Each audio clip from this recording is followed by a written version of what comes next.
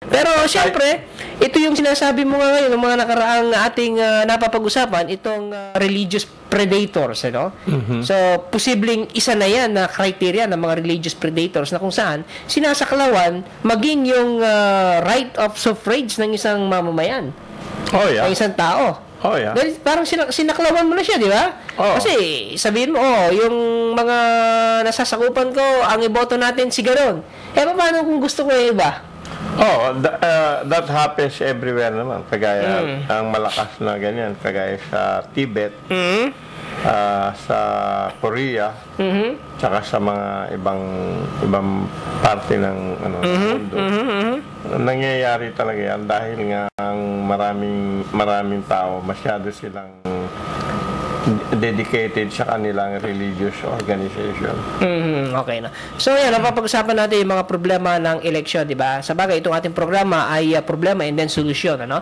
So ano naman sa tingin ng American for a Better Philippines, yung mga kagyat na solusyon at pangmatagalang solusyon para darating ang panahon na hindi na magkaroon ng problema pa tuwing magkakaroon tayo ng eleksyon? Ang pinaka-importante sana ay yung constitution baguhin. Kasi ang main purpose natin sa magandang constitution ma-protect ang pera ng mamamayan.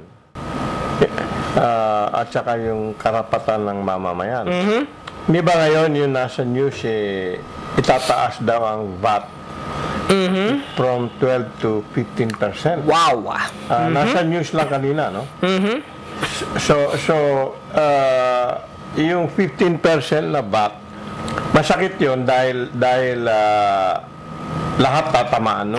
Pero ang masakit doon, yung mga mahihirap, mas wala silang protection dahil kung hindi VAT ang tinatax. Kasi sa sa kagaya sa mga magagaling ang government na bansa. Gaya ng let's say America at United Kingdom. Selective ang ang pag-tax nila na lumalaki papunta sa mayaman. Kagaya ng halimbawa ang luxury tax, kung ang kotse mo more than $40,000, magkakaroon ng luxury tax.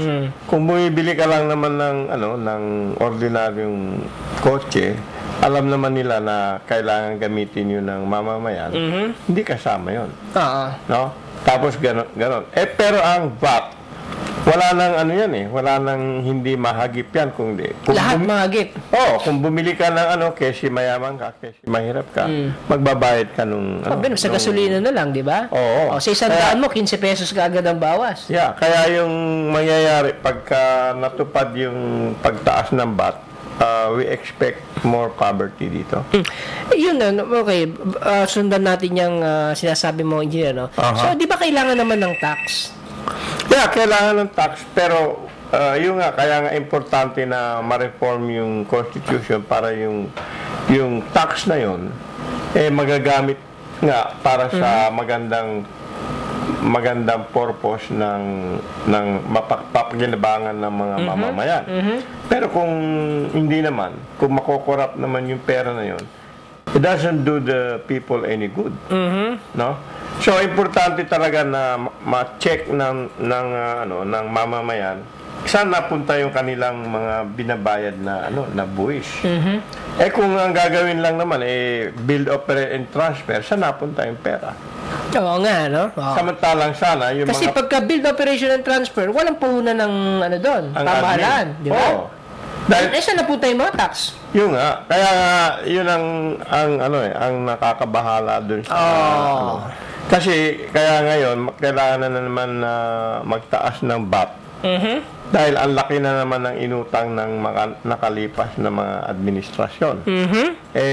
Ang pagserbisyo nila doon, ang dami na naman. Pero saan napunta yung mga pera na inutang nila kung lahat naman ng karamihan ng proyekto nila build, operate, and transfer lang.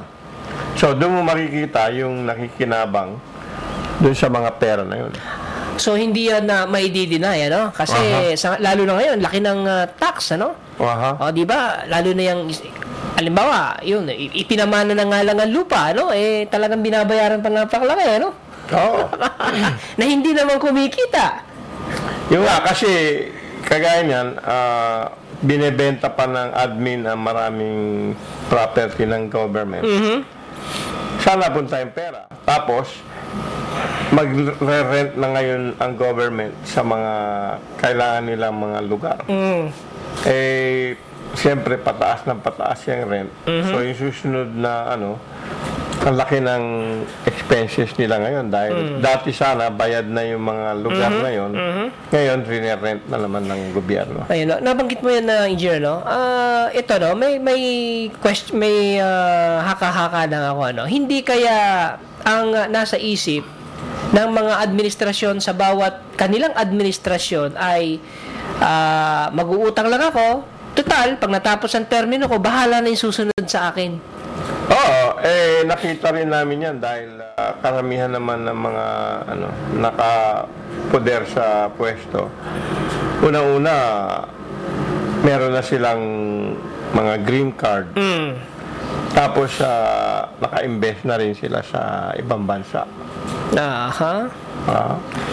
Bukod sa invest nila rito, naka-invest pa sila sa ibang bansa. Na pwede na silang mabuhay, ano? Oo. Tsaka tumakbo, kung sakaling magkagulo rito, pwede na silang tumakbo. Yun ang masama. Yun ang malupit, ha? Yun ang hindi magandang mindset. So, paano masusolusyonan itong gano'n? Paano mapipigilan ang mga administrasyon, no? Nasa kanilang panahon ng panunungkulan, umiwas sa masyadong magastos na mga endeavors, na hindi naman nakikinabang ang mamamayan.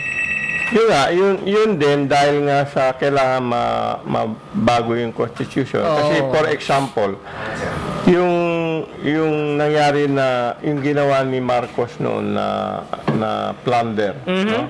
Na binaon niya ang bayan ng $32 billion. Hanggang ngayon hindi pa nare-resolve. Wala naman nakukulong, wala naman dahil sa palpak na constitution natin. Yung kagaya rin nila Danilo Lim tsaka ni Ariel Quiribin. Yung isang nakakulong na senador. Si Trillanes. Si Trillanes, no? Dapat doon ang justice system bigyan nila ng respeto ang botos ng tao. Dapat doon hinahatid nila ang mga yan sa session hall, sa session. Tapos pagkatapos session babalik sila sa kulungan. Pero kailangan din makasuhan na sila kung ano man ang kasalanan nila, kung meron masentensya na sila, kung wala, palayain na sila. Hindi yung bitin na nakakulong, hindi nila ma-represent yung kagustuhan ng tao. Tapos, wala naman sentensya o sa kanila. Ang sama ng, doon mo makikita ang masamang justice system dito. Ayun, okay. Okay, bago tayo magtuloy, tawagan muna natin ating partner Romel Alarcon. Partner, magandang gabi sa'yo. Yes, hello. Good evening, partner Saldi. Good evening, Junkie Engineer, at good evening sa lahat ng mga nakikinig. Good evening, Romel. Alam mo, isa sa mga sa akin, na kumbaga parang nakakuha ng attention sa akin yung dinidiscuss ninyo, although nagluluto nga ako, kanya tumawag ako, is that yung party ba na yung mga next in line ng mga presidents is trying na, sabi mo nga, nangungutang at bahala na yung next generation or next president mag-solve. Actually, patakaran na yon ng mga world financial oligarchs na talagang pautangin kayo kasi yun lang yung means nila para kung nalugmo kayo, mas madali kayong makontrol nila at madali nilang i-inject lahat ng gusto nila sa kagaya natin na isang third world country.